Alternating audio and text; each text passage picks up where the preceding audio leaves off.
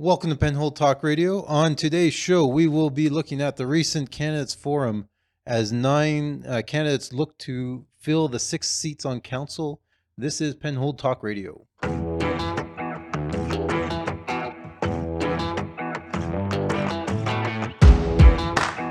Welcome to the show. My name is Brian Constantine. With me is co-host Michael Rowland. Hello, hello. So on October 18th, we have an election going on. We have town council, new town council being elected. Mike Yargeau has already been acclaimed for a second term as mayor, and so congratulations to him. But there are still 6 seats on council up for grabs, and there are 9 candidates looking to fill those seats.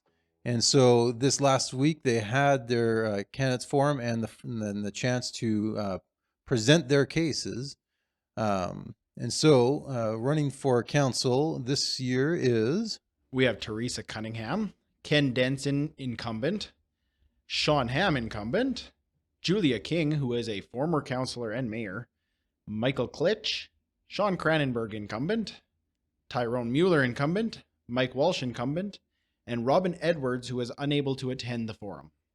All right. And so the candidates spent a better part of 2 hours kind of laying out their case for your vote on October 18th. They each started with a 2-minute opening statement.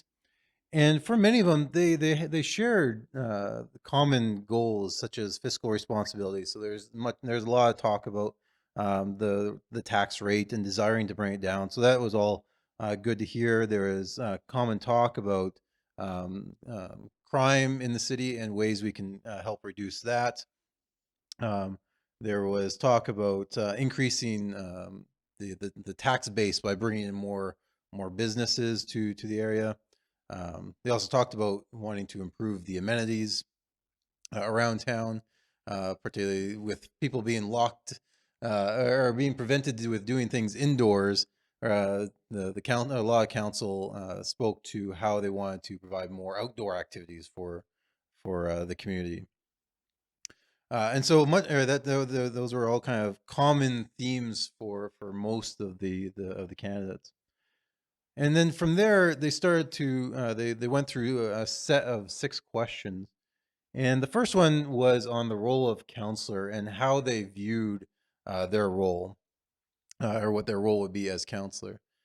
And here, I guess the kind of the one thought that I was having, and this is not just an issue or a phrase that's used from Penhold politicians, but just politicians in general, that they view this as a public service, that they are serving the community. And yet my cynical side asked, well, okay, you want to be a public servant, but why do that as an elected official? Like you could start a community group. What is it that is actually motivating you to be a public servant through the elected, or in the form of an elected official? There's got to be something additional to that that motivates you to be a public servant in that way. It seems to me there's got to be some desire for power, not necessarily in a negative way, but a desire to have some control. You're not just wanting to serve, you're wanting some control over something, because that's what elected officials have. They're given a position of some control over some level of responsibility. And so to want to be an elected official rather than serving your community through volunteer organizations or through even just lower level jobs in your community, there's got to be a desire for some level of power and control.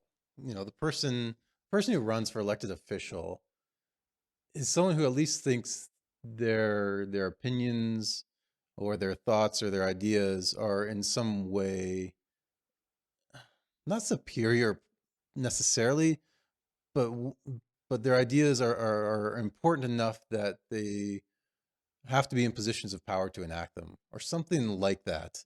Yeah, there's a leadership, if nothing else, there's a leadership drive for the elected official. There's hardly any official who runs for political office who doesn't like the notoriety or the Yes. attention in some way, and so I don't know if there's any kind of conclusion I'm trying to reach with this.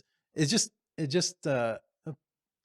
perhaps it's part of uh, what drives our general cynicism towards politicians is that they tell us that they're public servants, and yet when we think of such people, usually I'm thinking I want to think about people who are like volunteers, the background people, if you will, the backbone of so many different communities.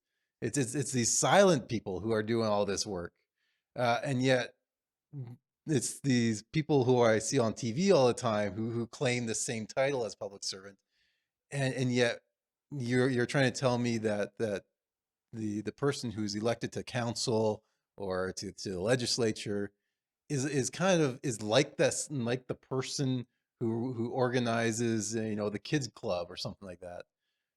There's something different going on there, and a politician I think should at least recognize, may admit something like that, that they're seeking a position that, while it's perhaps in service to the public, there's some personal drive. There's a something, some personal self, not self-seeking, but something like that. There's something in which they don't mind being at the front of the group. Yeah. Yeah, the recognition and the fame ultimately really does play a big part in taking that type of position. Oh yeah, oh The yeah, person who doesn't yeah. want the fame and doesn't want the recognition, they're the ones that are volunteering behind the scenes and still trying to serve the community or serve their local area. Yeah, yeah. So yeah, there's certainly a disconnect there that perhaps we sense, maybe unconsciously when someone says they're a public servant, the servant just doesn't usually get the kind of attention that that an elected official gets, and yeah, there just feels like it's something's off there. Um, but yeah, just again, just kind of a random thoughts when I hear a politician claim to be a public servant. Um, there's an additional motivation in there that's often unspoken. And like you said, that's certainly not unique to the Penhold candidates. This is something that's common among all politics. Yeah, It's so not to rag on them too hard, but it's common to all political people who are ambitious that way, I guess. I guess the other thought that I had while they were discussing this question of the role of counselor is that, and again, this is kind of a common response you see from candidates, and particularly winning candidates. You see that they promise to be this representative of all people. They promise to listen and to hear from all voices of all people, and to be representative of all citizens, and seemingly regardless of who you voted for, they promise now to represent you. Um, Again, I ask this kind of more from a cynical basis. How is that possible? Because uh, when I'm voting for a particular politician, I'm voting for certain issues and decisions to be made that obviously the other candidate won't fulfill. And so when the opponent wins, how could he possibly represent me? So is this just more kind of political speak, um, uh, to try to placate the voters who didn't get their guy elected? What do you think is behind that kind of language? Well, I think, like you say, it's very much to calm the nerves of those who didn't get who they wanted in office to make them feel like they're still going to be represented. Along that thought process, though, I think that I find that actually somewhat concerning to say that you're going to be representative of all people means that you have no position. You'll be swayed with whichever way will ultimately please the most of your constituency. Mhm. Um, I find it better to be voting on character of the individual candidate, especially since we don't function on a system where we do referendums every time a decision needs to be made. You're not taking a poll of the population. So we vote in somebody based on the content of their character, under the belief that they will represent us in a way that represents what we believe, what we feel is right. So we need to vote on the character of the individual. And if they will claim to represent all citizens, how strong is that character going to hold to what they've promised? Okay, so do you, when a politician says they are going to represent all people, do you actually think that they believe that statement? Do you think they are actually able to do that? I think they believe the sentiment. You're less cynical than that. I think they believe the sentiment of it, but I think if they were honest with themselves, they'd know that that's not literally possible. You're never going to be able to represent all people. Yeah, You're always going to have opposing sides on every issue, on every topic of discussion, on every topic of debate. You're always going to have a opposition. So you can't represent all people. yeah. So yeah, I think it's clearly impossible. Yeah.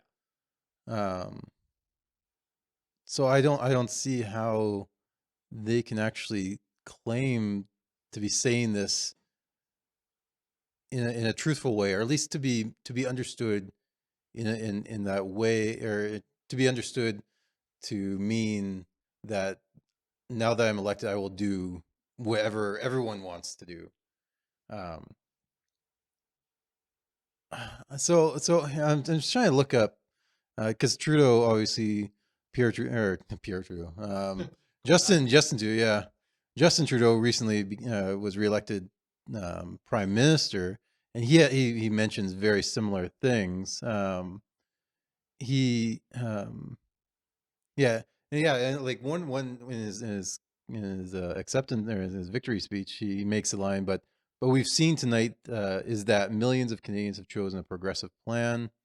Um, let's see here. I see Canadians stand together in determination to end this pandemic. And then he basically, and this says together, he sees Canadians, quote, stand together, quote, together for real climate action, for $10 a day care, for homes that are for middle class families, for our shared journey on the path of reconciliations. As Canadians, you've elected parliamentarians to live around all this, and our team, our government is ready. So apparently, all Canadians just voted for everything that is exactly on the Liberal platform, Yeah. and so this is how. So when a politician says they represent all people, it almost feels like they are doing that, trying to show that they're that they now have the mandate of the entire country behind them.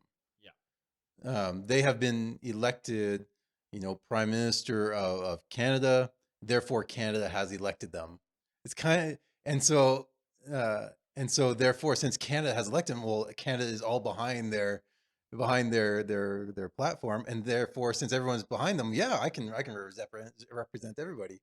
I wonder, yeah, it feels like there's this weird um, there's this weird justification that the politician often goes through, um, to think that because they've been elected, that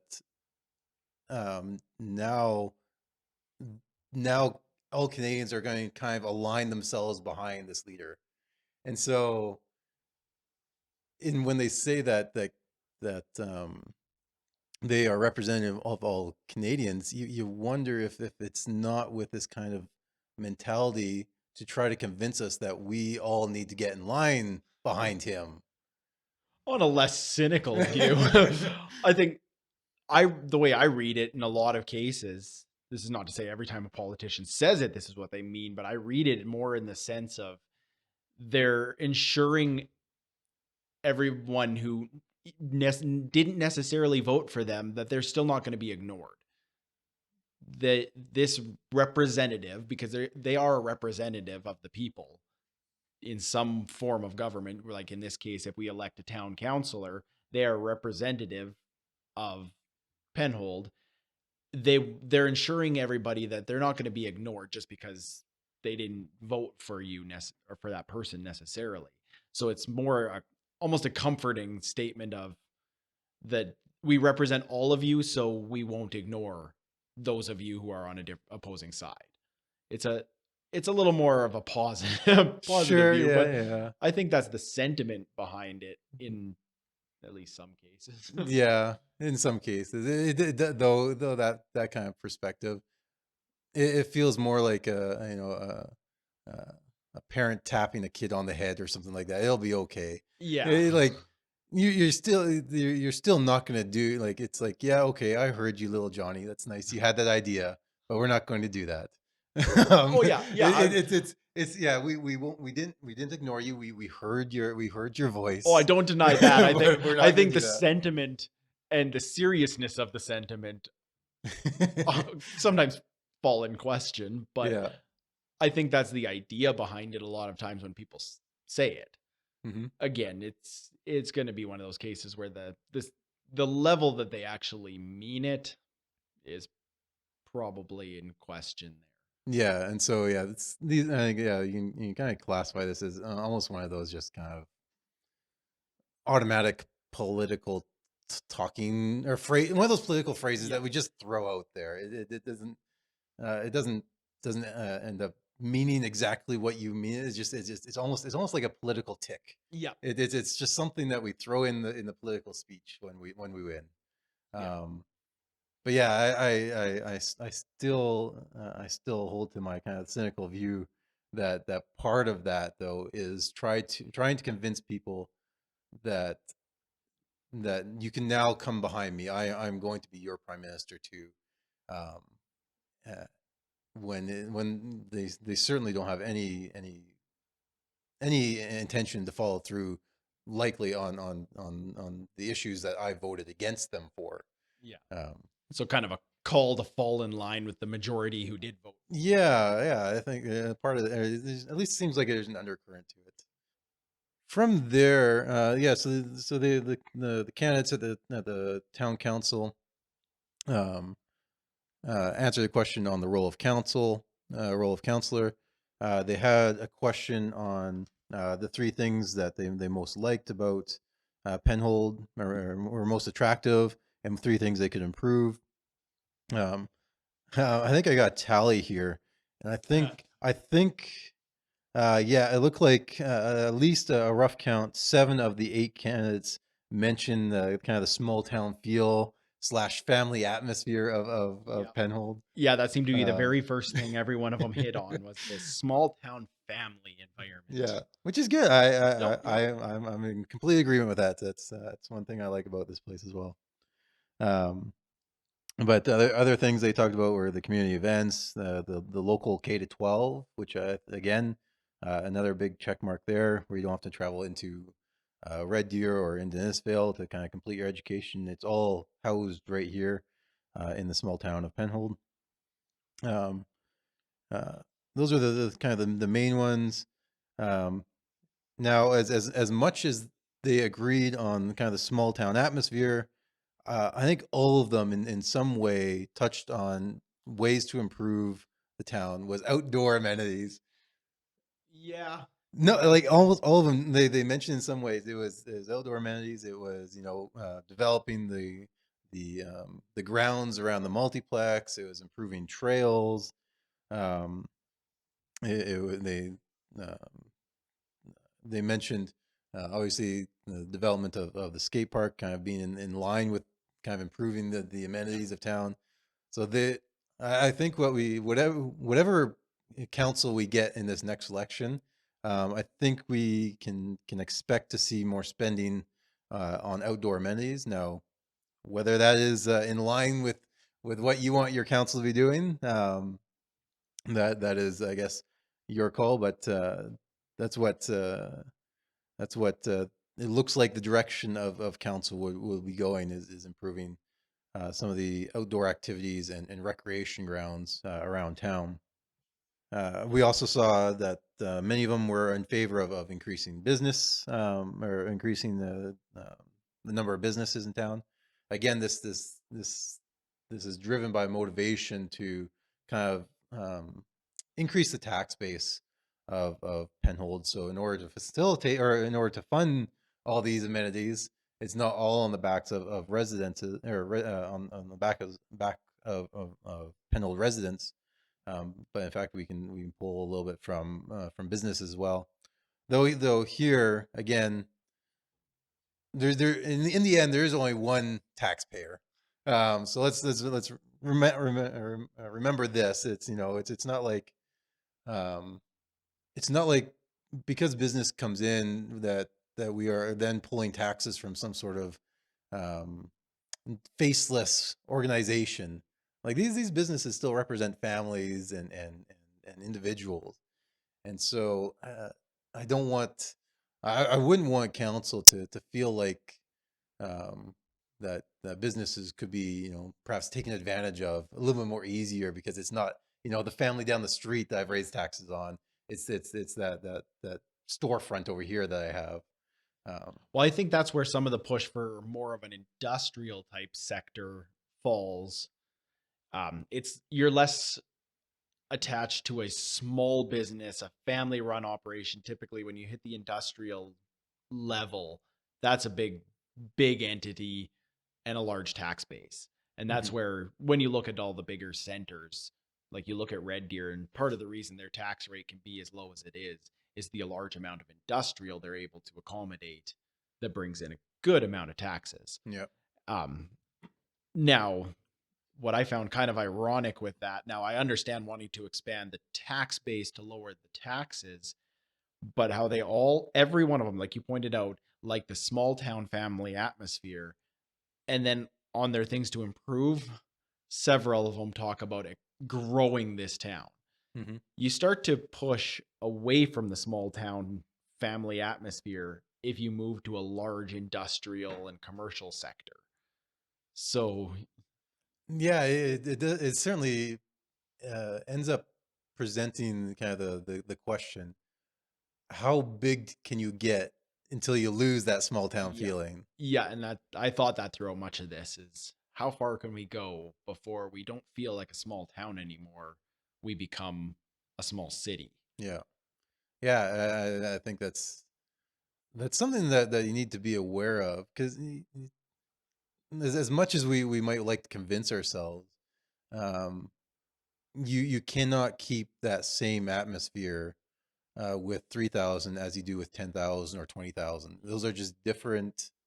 They become different organisms really when they get to those different sizes.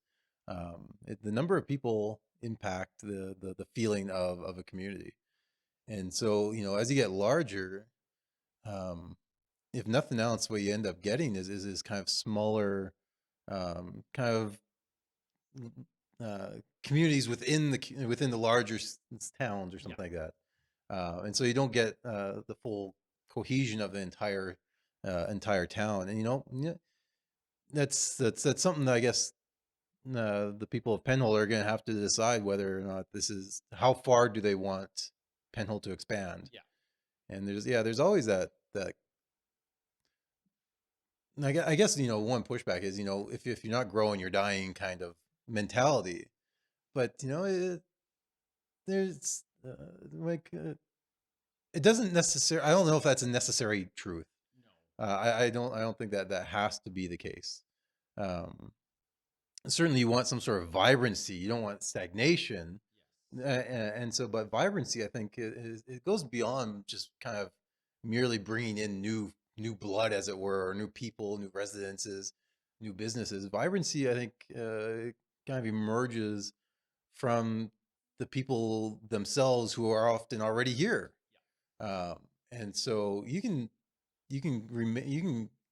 keep a strong vibrant community, even if you want to put some sort of limits on your population, because you want to keep more of that feeling, that small town feeling, that yeah, it's just inevitable. It will get lost if you get too big.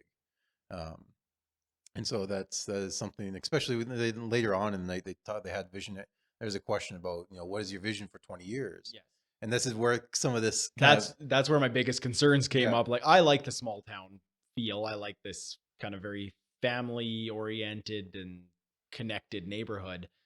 And then, yeah, the vision for 20 years, you've got a few of the councillors talking about pretty massive expansion, looking to reach all the way out to Highway 2 and develop all of the annex land and grow the population 2, 3, 4, 6 times what it is now. yeah. And so it's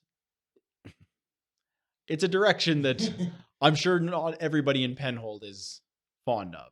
I'm Yeah. sure there's some that are, but there's many who love the small town and would hate to see it turn into a city. Yeah. Oh, for sure. Yeah, it's uh, yeah, it is a question about what is your vision for the next 20 years of Penhold, and sometimes visions and fantasy blend a little bit, and so it might be more fantasy to think we can grow to 10,000 or 20,000 and still keep the same atmosphere that we have now. And so yeah, it's something that today's citizens have to be aware of, especially with all that annexed land that we have. Council certainly wants to do something with it, and so it already seems like we're going to expand. I don't think that's in question at this point. The question is how quickly, and how much more. I guess beyond that is the goal. Yeah, all that is bound to impact our atmosphere of what Penhold, of the atmosphere by which we experience Penhold. Um, yeah, all those things need to be kind of kept in mind. And then from there, they looked at a question, or they took a question on affordable housing and housing for 50 plus residents. Here, here it was noted that Penhold has a very young population. I think one of them mentioned that the average age is 33, and quite frankly, it sounds about right. Um, and especially when you look at the number of kids and the people who are out and about, it is a very young community. Um, and so when it comes to affordable housing, I think all the candidates were on board with that. They wanted to see um, some degree of affordable housing, whether that is um, for just young families to be able to purchase, where this meant um, residences for seniors, where the costs, particularly like maintenance costs, wouldn't be so high. Um, and then there's also, I think, a comment on perhaps like tiny homes kind of component, or having a place for disabled living. All those were brought on. I think in general agreement, everyone looks like they want to uh, allow people in Penhold for this to be a place where you can where apparently a lot of grandkids probably live. If the age demographic is on point, there seems a lot of grandkids probably here, and council, or the next council would seem to want to move towards having a place where grandparents could perhaps live alongside. Yeah, there was quite a few people just basically just in full agreement of this. There was a couple of concerns brought up to some extent. I know one mentioned that bringing in affordable housing does bring in other needs. If you bring in affordable housing, you tend to need more availability of services, um, especially if depending on what you mean by affordable housing. But if you're talking rental accommodations, there's a lot of people that affordable rentals. They're also the type of people that won't have a vehicle. We don't have transit access to Red Deer, And at this point, we don't have a lot of business here. So this is a hard town to live in affordable housing without a vehicle and find a job. Mm-hmm. So so affordable housing becomes a lot more than just talking to a developer about building a condo or apartment unit. So there was, I don't think he didn't delve very deep into that, but it's definitely something to consider when talking about affordable housing. And the same thing with retirement type situations. With the close proximity of Red Deer but not having the transit access, it becomes difficult for seniors as well as people in those affordable living situations to Mm-hmm. be able to access the services they need if they're not available here in town. Yeah, no, I think you bring a good point that um, it is not simply providing, the financial means to live here, but yeah, you're looking at trying to attract a demographic in which there's usually a requirement to have some sort of infrastructure, particular infrastructure in place around them, certain supports that say senior living is going to require. Yeah, and so that means this is more than simply um, financial maneuvering or development, particularly developing different real estate. But yeah, it's a uh, much broader problem to be tackled. Yeah, no, you bring up a good point. And that's certainly not a reason to avoid avoid pursuing these kind of options. I in full agreement. A lot of them talked about how the idea of wanting to continue life here after retirement. They've lived here for much of their life. They raise a family here. They want to stay here, even when that comes to that stage of retirement when you want to live in a situation where you don't need the maintenance, you don't need all that work involved, and so you want to live in more of a seniors facility or seniors housing. I get that's awesome, Yeah. and I think that that's something worth pursuing for sure. Yeah. And so the following that, the next question they were asked was what they see as the toughest challenge that council would face over their next 4 years. And again, I think we saw a recurring theme that there's a lot of concern over increased costs that's going to happen. So many of the incumbents bragged on the fact that taxes have decreased, or at least stayed the same in these last 2 years, have decreased, at least at the municipal level. And yet, many of them now warned that some of those costs are going to be going up. Some of the tax decrease, in fact, were entirely due to layoffs due to this pandemic. So it really is an artificial decrease in taxes, not a true kind of fundamental tax break.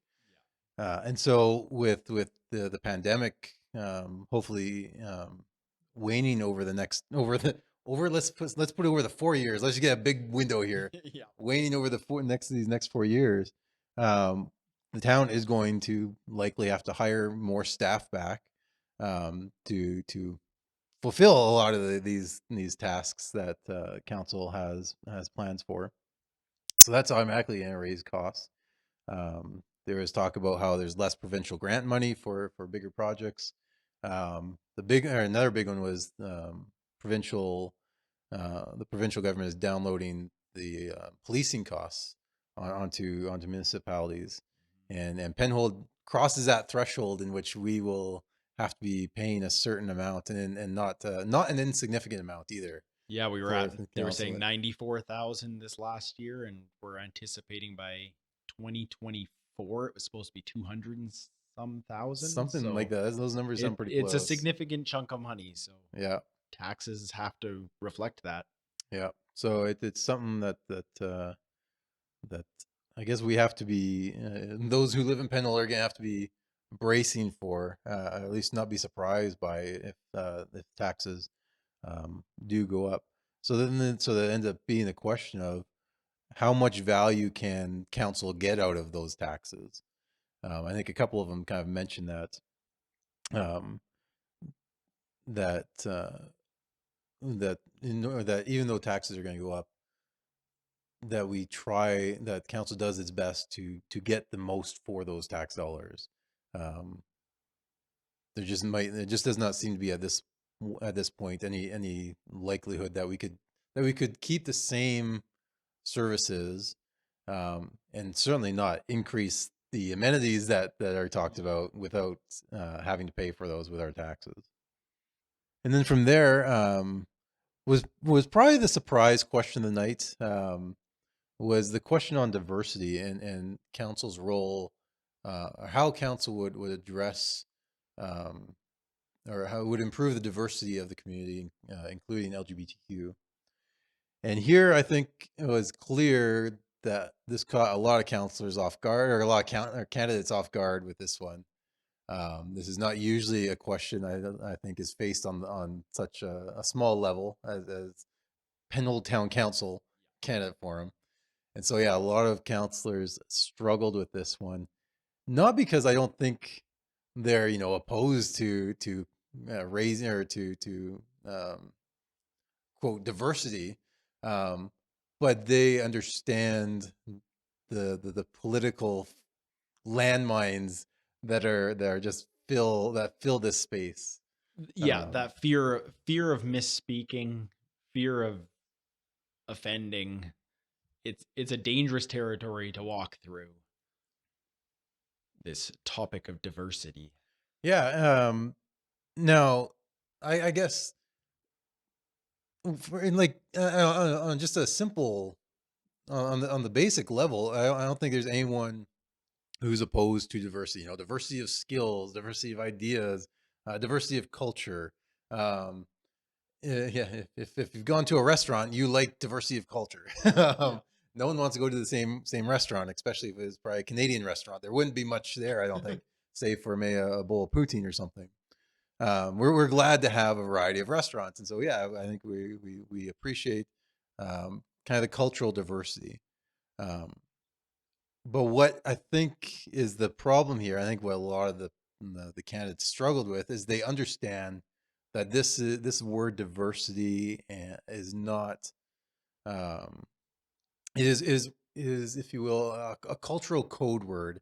It is a word that is loaded up with so many different meanings and significance.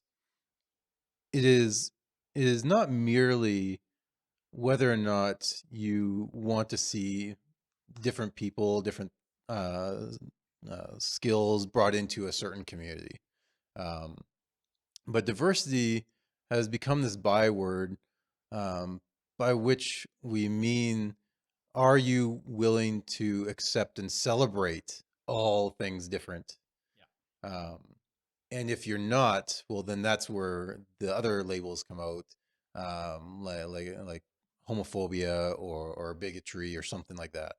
And so if you don't mimic the right words, I know if you reject this call to diversity, or if you kind of limit it in any way, I know that you are one of them. You are one of those outsiders. You are a troublemaker. You are not in polite society, as it were. And so that, I think, is where a lot of the struggle from the candidates came from. Now, as far as what the candidates themselves did say, um, I think I think a couple of them hit on, I think, the most or the kind of the key part for for the for a council role in this view. Um, they mentioned that the fact that the city should have no discriminatory or exclusionary policies. And you know what? I agree with that. If you're trying to hire someone for outdoor maintenance work or something like that, there is I don't think your religion, your sexuality, your gender should come into play with it. It just doesn't makes no difference. And so yeah, as far as what council goes, as far as kind of making policies, yeah, I don't see those as being particularly an issue. And like I said, they mentioned that there should be no discriminatory policies, and quite frankly, I don't think there is. At this stage of the game, it's just, if you find something, it seems to be more of a projection, or of something. from the person who's complaining about it. They're just that just is not, particularly at this level, just is not an issue. Um, Now they did mention community support groups, uh, and here, when people talk about diversity, of course, usually, at least in the political realm, it's kind of code speak for like the LGBTQ community. Though I did appreciate the candidates kind of broaden that out. Yeah, they took it beyond that to refer to people who might be struggling with mental issues, referring to people with disabilities, uh, and so in those ways, yeah, I think we can. It's not so much a question of diversity so much as a question of what levels of support and accessibility do we have for everybody. Uh, and in that case, yeah, I think there's good grounds for support groups to be in place. I think though those support groups, though, I would hope to see those more from the community level than the council level. Yeah, I don't think that's necessarily a role of the government to create and guide those support groups. I think that that's a community initiative. That's something that people dealing with those issues or wanting to assist with those issues take on. Yeah, yeah. If anything, the council comes in as merely supportive of those. I'm not opposed to if council wants to fund outside groups like that. I think that, or at least provide those kind of groups with particularly tax incentives or other benefits that might be helpful for those groups to organize. Um, yeah, the operational. Yeah, I agree. I don't think that's particular. That's not. It's just not a function of what government ought to be. Um, they are kind of to provide the space for which those groups can do their work. Um, and then uh, other comments. There's a couple comments about work with schools. Um, there's a lot of buzzwords like recognize and educate and ask questions. Again, I think these were or must be very welcoming. All these are kind of those kind of political words that we know the lingo to now. If this is what these are the words we gotta say.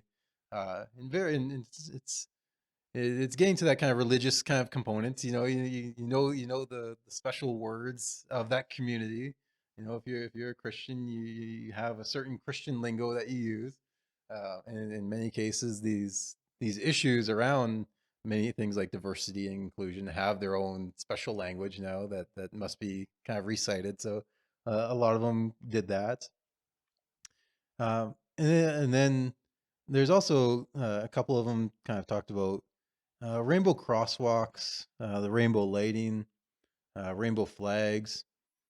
This is where things just get tricky. Um, it this is what I mean by this diversity is not so much about it's not so much about just allowing people to come in. It becomes diversity becomes celebrating that they're celebrating everyone who is in or something like that. There there is it goes beyond merely accepting or even welcoming. We end up going to the state of celebration, and this is where the issue comes in because one can be very welcoming, in fact, very accepting, but perhaps I don't want to celebrate everything that you've chosen to do or think is right, um, and yet governments go beyond merely being welcoming. They've gone to the celebratory stage, and as a result, when someone doesn't, while someone might be accepting, but they don't want to celebrate, well, then that's where these names come in again, whether it be racism or sexism or homophobia or something like this. Even just intolerance. Yes. They say you're intolerant. When did tolerance require celebration? Hmm. That's a step well beyond tolerance. That's Hmm. taking it to a whole nother level. So if you don't reach that level, you're now intolerant. Yeah. It's the scales have shifted. Yeah, or at least there's only there's only two positions one can take Yeah. on that scale. It's far from kind of a sliding scale. It's you're on this side or on this side, and the two sides are either you celebrate all things diverse or you hate them, Yeah. or you hate diversity or something Yes. like that. And there's just no middle ground to that anymore. You can't be just simply tolerant. You can't simply be welcoming. But in fact, I have to embrace and celebrate and in all ways um, be for your diversity, whatever that may be. And so, yeah, and I think or when a politician doesn't join in, say, um, a pride parade like that now that now is almost a political prerequisite to election. Yes. um, if you want to run for political office and you don't go in a pride parade, you are that kind of hateful. Usually they're classified, a hateful Christian or something like that, or at least a religious person that just hates everyone who's different from you, uh, who doesn't think with you, if you don't go along with this role of diversity. Um, and so yeah, it's it's interesting that this question came up because I can't say I've seen it come up anywhere in public life yet. Like when I look at like online forums, um, or open discussions with people, it hasn't really been a thing um, that's kind of been on the radar, at least of this town. Certainly, we've seen clashes in nearby towns about this, and so Yeah. it's not a surprise that perhaps this is kind of it's starting to get in here. But um, it, it it's something that we need to be thoughtful um, about what we celebrate. That moves the town in a different direction than merely embracing or at least permitting diversity. One counselor though did mention that there should be no advantage to any group. And Yeah. so this is the thing about the interesting thing about this role or this call of diversity and inclusion. Again, usually just a code word for LGBT kind of celebration, is that the communities that would often fly the the rainbow flag um, would kind of balk at the claim to fly any other kind of flag, or particularly a flag that was in the majority of people, maybe a Christian flag or something like that. And yet that's kind of what ends up happening when you put out the rainbow flag. You are advertising the values that the town um, the town celebrates, embraces, desires. It becomes in many ways kind of a religious statement. It tells you where the kind of the moral compass is of that place. Um, and so while we wouldn't want to exclude people from a community, that doesn't mean that every diverse community has to be celebrated on provincial walls or flag staffs as well. I think in some of these issues, the government here can be neutral when it comes to these particular issues. Um, I don't know if the council has a role to actively celebrate diversity. If anything, I think it has a job to just make sure that no one is excluded. Yeah. I think that's as far as that it should go, and then just let the rest of the community figure out kind of the direction it naturally wants to take. And then from there, the final question of the night was vision for the town over the next 20 years. Um, Again, I think in general, most people saw the expansion of the city, of amenities. You know, the multiplex getting bigger. Mention of new schools. Excuse me. New schools being developed.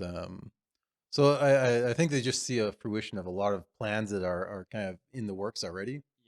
Yeah. Again, we've kind of touched on this already. I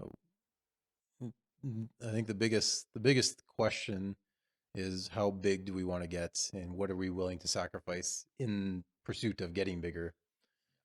All right, and so with that, the candidates concluded with their closing statements. Again, just asking for your votes. They are all of the candidates are online. They all have Facebook pages. They've all or most of them, many of them, gone out and handed out flyers, door knocked, have set up meeting places, so you can follow each of them on Facebook and see where you can ask your questions as you consider who to vote for in this upcoming election. And so, thank you for joining us on today's show. I am Brian Constantine, And I am Michael Rowland. and this has been Penhold Talk Radio.